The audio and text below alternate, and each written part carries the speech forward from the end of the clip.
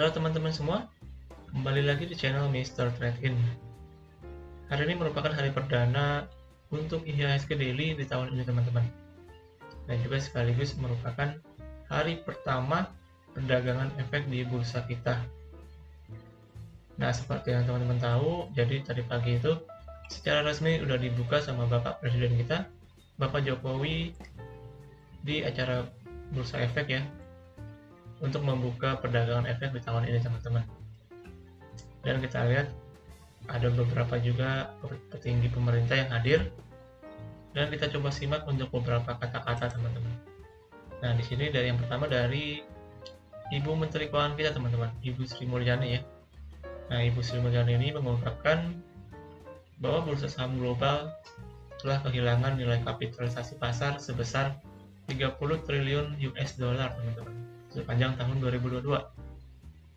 Sehingga disebutkannya sebagai tahun yang sangat brutal bagi pasar saham dunia. Nah, kalau teman-teman perhatiin, memang ya di tahun 2022 ini secara global itu untuk bursa global itu secara umum hancur-hancuran teman-teman. Karena di sini kalau kita lihat ya, secara saya bercontoh dari pasar saham US nih. Di sini untuk indeks S&P 500 kita lihat untuk tahun kemarin itu mereka itu minus teman-teman, minus hampir 20%.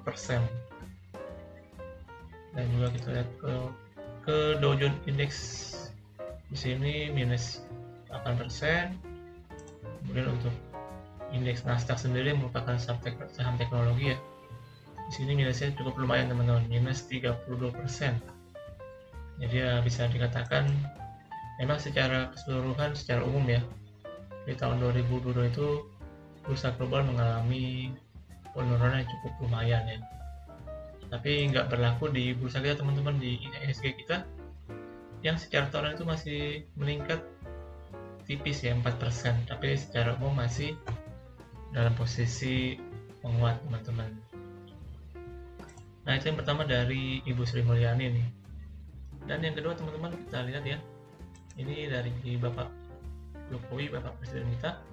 Di sini Pak Jokowi dalam pembukaan perdagangan bidang saham di Bursa Efek Indonesia meyakini prospek pasar modal ke depan masih sangat menjanjikan. Pernyataan itu seiring dengan tingginya jumlah investor muda tanah air yang mencapai 70%, yang artinya minat investasi saham di Indonesia semakin tinggi dan membawa prospek cerah di masa depan. Dan juga dia menambahkan bahwa indeks pasar modal di Indonesia di tahun 2022 tumbuh 4,1% dengan kapitalisasi pasar yang mencapai 9.499 triliun rupiah. Raihan ini patut diacungi jempol lantaran banyak bursa-bursa di negara lain yang turun drastis teman-teman. Namun demikian, Pak Jokowi juga menambahkan semua pihak tetap waspada dan berhati-hati terhadap sejumlah tantangan yang akan muncul di tahun ini. Namun ia meyakini bahwa proyeksi ekonomi di tahun 2023 masih akan tumbuh di atas 5%, teman-teman. Nah, di sini menurut Pak Jokowi bahwa prospek pasar modal kita di tahun 2023 masih sangat menjanjikan ya. Lantaran jumlah investor yang semakin kesini semakin meningkat teman-teman, yang artinya investor domestik itu semakin lama semakin melek ya, bahwa investasi itu cukup menjanjikan nih. Dan semakin banyak investor yang masuk artinya semakin banyak juga dana-dana yang masuk ke dalam market teman-teman ya. Nah, itu yang kedua teman-teman dari Bapak Jokowi ya. Nah, sekarang kita lihat yang ketiga, ini dari Ketua Dewan Komisioner OJK, yaitu Bapak Mahendra Siregar. Di sini dia menegaskan bahwa ekonomi Indonesia tumbuh positif di tahun 2022 yang tercermin dari kinerja pasar modal tanah air. Sehingga tidak ada alasan untuk wait and see soal investasi di Indonesia, teman-teman. Menurutnya, dengan penguatan ekonomi dan daya tahan yang kuat, tidak ada istilah wait and see bagi investasi di Indonesia. It's all about investment. kita harus siap untuk itu dan dorong momentum itu. Lalu di sini juga Pak Mahendra membeberkan capaian kinerja pasar modal Indonesia pada tahun 2022 yang lalu justru bertahan dan cenderung menunjukkan kinerja positif, bahkan terbaik dibanding ASEAN dan Asia secara umum, teman-teman. Dan di sini menurut Bapak Mahendra Siregar selaku Ketua Dewan Komisioner OJK, menurutnya bagi para investor harus berani untuk melakukan investasi di Indonesia karena secara ekonomi Indonesia diproyeksi masih akan tumbuh positif nih di tahun depan, maksudnya di tahun 2023 ya, tahun ini. Jadi menurutnya tidak ada istilah wait and see untuk investasi Indonesia karena secara umum kinerjanya masih cukup memuaskan, teman-teman. Nah, itu dia teman-teman ya, secara umum kata-kata yang disampaikan oleh para petinggi kita di acara pembukaan perdagangan efek tadi pagi di Bursa Efek Indonesia ya. Secara umum saya melihat pemerintah masih sangat optimis bahwa pertumbuhan ekonomi di Indonesia masih sangat menjanjikan, yang artinya mengenai investasi di Indonesia masih sangat cukup positif, teman-teman. Dan juga artinya itu mengajak para investor untuk tidak ragu-ragu untuk melakukan investasi di Indonesia ya.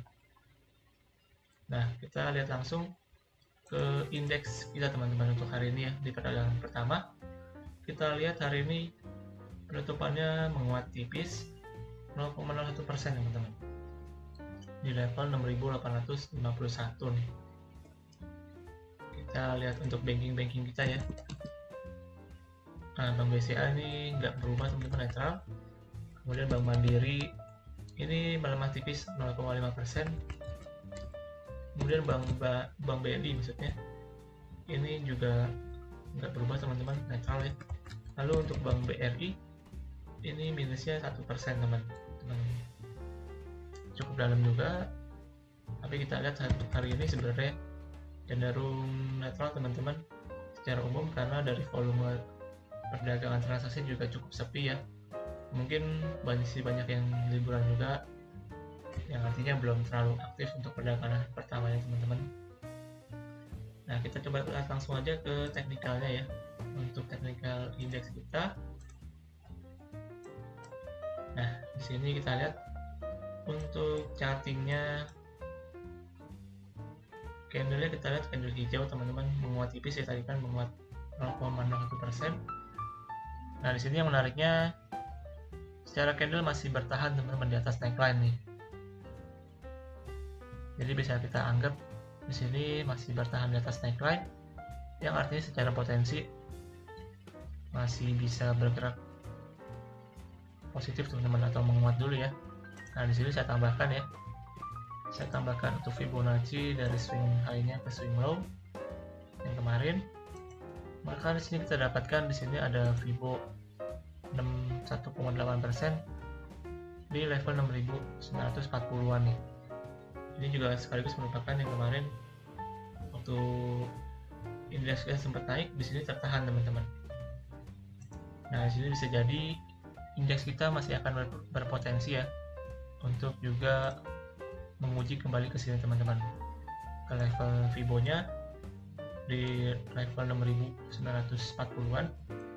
Nah, di sini akan penentuan, teman-teman, apakah bisa menguat lanjut atau malah di sini akan terreject dan akhirnya akan koreksi, teman-teman. Nah, itu sedikit analisa dari saya, teman-teman, mengenai potensi pergerakan indeks kita ya. Nah, selanjutnya saya akan memberikan kalian ada satu pantauan saham, teman-teman, ya, menarik nih. Nah, ini dari website BUMN ya.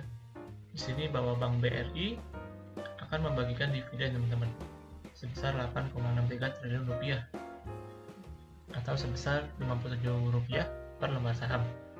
Dengan jadwalnya kita lihat di sini untuk come date-nya di tanggal 9 Januari 2023. Kemudian untuk pasar tunai di tanggal 11 Januari.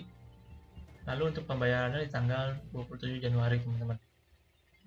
Jadi untuk kalian yang masih pegang saham Bank BRI, per closingan tanggal 9 Januari 2023, maka teman-teman akan mendapatkan dividen seharga Rp57 per lembar sahamnya, teman-teman. Nah, kita lihat ke teknikalnya ya. Di sini secara teknikal, secara charting kita lihat Bank BRI terakhir dia breakout dari konsolidasinya di harga 4.700 nih, teman-teman. Nah, sampai sekarang untuk pergerakannya masih berada dalam, kita lihat di sini ada pattern, teman-teman ya, terbentuk pattern symmetrical triangle nih. Nah, kita lihat semakin lama untuk pattern ini semakin menyempit, yang artinya tidak lama lagi akan menentukan arah, teman-teman. Dan sini kalau kita lihat ya, untuk arah kasalnya itu naik, teman-teman.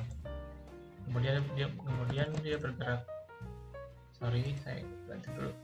Nah, awalnya naik, kemudian dia bergerak konsolidasi ya.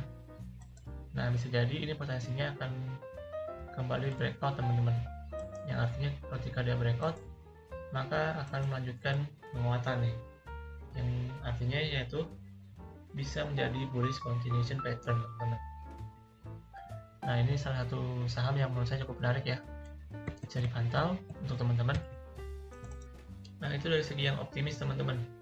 Tapi kalau dari segi yang kurang bagusnya di sini, kalau misalkan ternyata emiten ini ternyata dia breakdown, teman-teman, dia kembali break dari trend lainnya, maka kemungkinan besar potensinya akan menguji ke level support, teman-teman, yang artinya mengalami koreksi ke harga 4.700 nih, yang merupakan juga support terakhirnya yang cukup penting nih.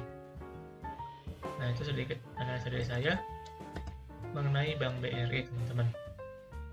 Dan juga demikian ya untuk pembahasan IHSG Daily untuk hari ini.